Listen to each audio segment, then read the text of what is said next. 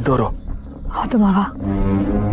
ಬಾರೋ, ನೀನು ಕೆಲಸ ಮಾಡೋ, ಆಕ್ಲಿಕ್ಕೆ ಹೋಗ್ಬಿಡು, ನಾನು ಯಾರನ್ನ ವಿಚಾರಿಸ್ಕೊತೀನಿ. ಮಾವ, ನೀ ನನ್ನ ಬಗ್ಗೆ ಯೋಚನೆ ಮಾಡಬೇಡ, ನಾನು ನನ್ನನ್ನು ನೋಡ್ಕೋತೀನಿ, ನೀನು ಹುಷಾರು. ಸರಿ ಹುಷಾರು, ಒಳಗೆ ಹೋಗು. ಭಯನೇ ತುಂಬಿದೂರಿಗೆ ಭಯ ಅಂದ್ರೆ ಏನು ಅಂತಾನೆ ಗೊತ್ತಿಲ್ಲದೆ ಇರೋನು ಒಬ್ಬ ಬಂದ.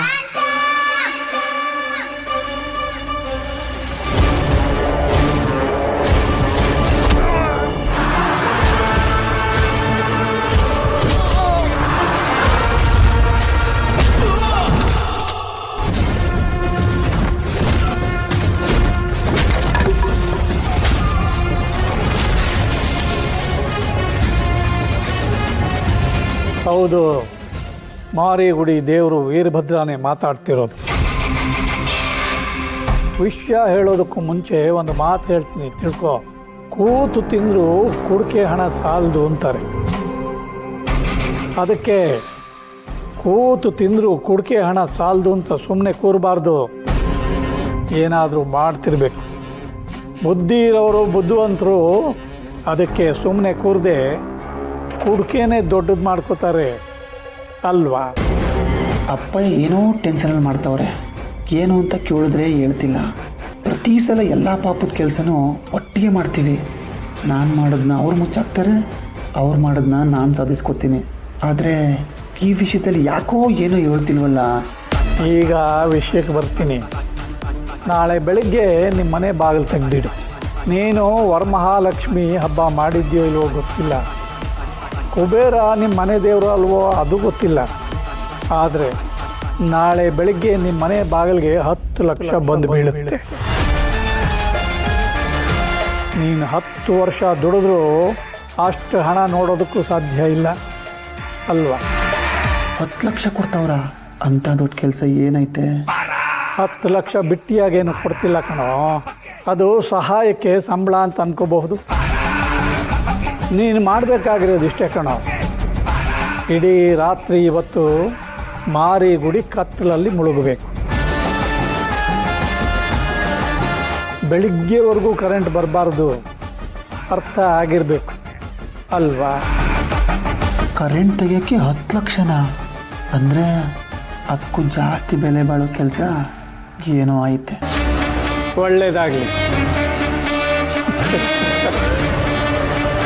ಛತ್ರಿ ಕೆಲಸ ಆಯ್ತು ನಾವು. ದಣಿ, ನೀವು ಸಾಮಾನ್ಯದವರು.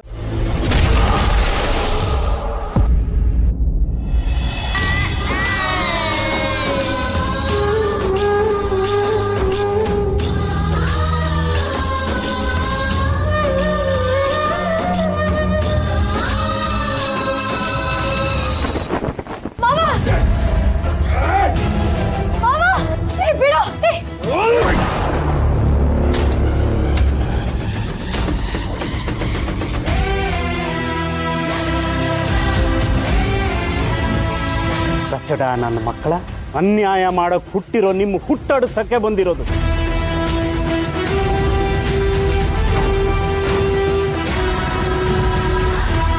ಮುಖಕ್ಕೆ ಮುಚ್ಚಿರೋ ಬಟ್ಟೆ ತೆಗಿಯೋ,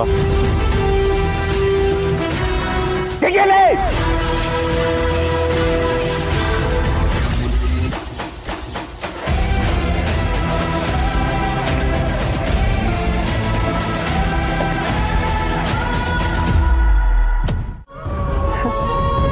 ಲೆಕ್ಕ ತಪ್ಪಿದ್ರು ಸಂಬಂಧ ತಪ್ಪಲಿಲ್ಲ ನೋಡು. ಈಗ ನಾವಿಬ್ಬರು ಬೀಗ್ರು. ಅಕ್ಕ, ನಿನಗೆ ಹೆಂಗಕ್ಕ ಗೊತ್ತಾಯ್ತು ಈ ವಿಷಯ? ರಶ್ಮಿನ ನಿನ್ನ ಮಗ ಸೀನೆಗೆ ನೀನು ಕೊಟ್ಟು ಮದುವೆ ಮಾಡಿದ್ಯಾ ಅಂತ ನೀನು ಅನ್ಕೊಂಡಿದ್ಯಾ?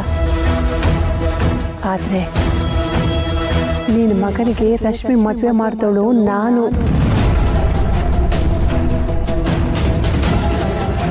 ಏನು ಹೇಳ್ತಾ ಇದೆಯಕ್ಕ?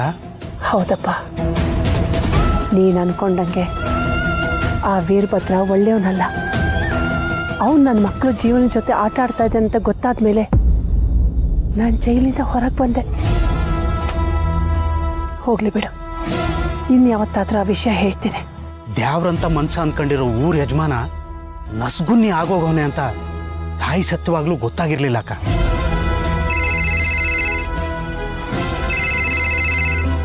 ನೋಡಕ್ಕ, ನಿನ್ನ ಸೊಸೆ ಫೋನ್ ಮೇಲೆ ಫೋನ್ ಮಾಡ್ತಾನೆ ಇದ್ದಾಳೆ. ಅವರಿಬ್ರು ಕಾಪಾಡಿರೋದು ನಿನ್ನನ್ನು ಅನ್ನೋ ವಿಷಯ ಗೊತ್ತಾದ್ರೆ ಶಿವ ಪಾರು ಇಬ್ರು ಇನ್ನೂ ಖುಷಿ ಪಡ್ತಾರೆ. ಬೇಡ ಮಾದಪ್ಪ, ಪಾರುಗೆ ಈ ವಿಷಯ ಹೇಳ್ಬೇಡ. ಅವಳಿಗೆ ನಾನು ಯಾರು ಅಂತ ಗೊತ್ತು, ಆದ್ರೆ ಶಿವು ತಾಯಿ ನಾನು ಅಂತ ಅವಳಿಗೆ ಗೊತ್ತಿಲ್ಲ. ಗೊತ್ತಾಗೋದು ಬೇಡ. ಅದು ಅಲ್ಲದೆ ನನ್ನ ಮಗನಿಗೆ ನಾನು ಇಲ್ಲಿ ಬಂದಿದ್ದೀನಿ ಅಂತ ಗೊತ್ತಾದ್ರೆ ಬೇಡ, ಬೇಡಪ್ಪ, ಅವ್ರಿಗೆ ಗೊತ್ತಾಗೋದು ಬೇಡ. ಅದನ್ನ ಬಿಟ್ಟು ಬೇರೆ ಏನಾದ್ರೂ ಮಾತಾಡು. ಸರಿ ಕಣಕ್ಕ, ಹೇಳು ಪಾರು. ಬಾ ಅಂಕಲ್, ನೀವ್ ಆರಾಮಾಗಿದ್ದೀರಲ್ವಾ? ಏನು ಪ್ರಾಬ್ಲಮ್ ಆಗಿಲ್ಲ ತಾನೆ? ಇಲ್ಲ ಕಣವ್ವ, ನಮ್ಗೇನೂ ಆಗಿಲ್ಲ, ನಾವು ಹುಷಾರಾಗೆ ಬಂದ್ವಿ. ಬಾ, ನಂಗೆ ಈಗ ಸಮಾಧಾನ ಆಯ್ತು. ಅವ್ರು ಹೇಗಿದ್ದಾರೆ? ಇಲ್ಲೇ ಅವರೇ ನನ್ನ ಜೊತೆನೇ ಇದ್ದಾರೆ. ಇರು, ಲೌಡ್ ಸ್ಪೀಕರ್ ಹಾಕ್ತೀನಿ. ಅಮ್ಮ, ನೀವೇನು ಹೆದರ್ಕೋಬೇಡಿ. ಅಲ್ಲಿದ್ದಾರಲ್ಲ, ಅವರು ಮಾದಪ್ಪ ಅಂಕಲ್ ಅಂತ ನಮ್ ಬೀಗ್ರೆ. ನೀವು ಅವ್ರ ಜೊತೆಲಿದ್ದೀರಾ ಅಂದ್ರೆ ನಿಮ್ಗೆ ಯಾವ ತೊಂದರೆನೂ ಆಗಲ್ಲ. ಯೋಚನೆ ಮಾಡ್ಬೇಡಿ ಆಯ್ತಾ? ನೀವು ಹುಷಾರಾಗಿರಿ. ನಾಳೆ ಬಂದು ನಿಮ್ಮನ್ನ ಭೇಟಿ ಮಾಡ್ತೀನಿ ನಾನು. ಸರಿ ಕಣವ. ಪಾರು ಮಾತಾಡ್ತಿದ್ಯಾ?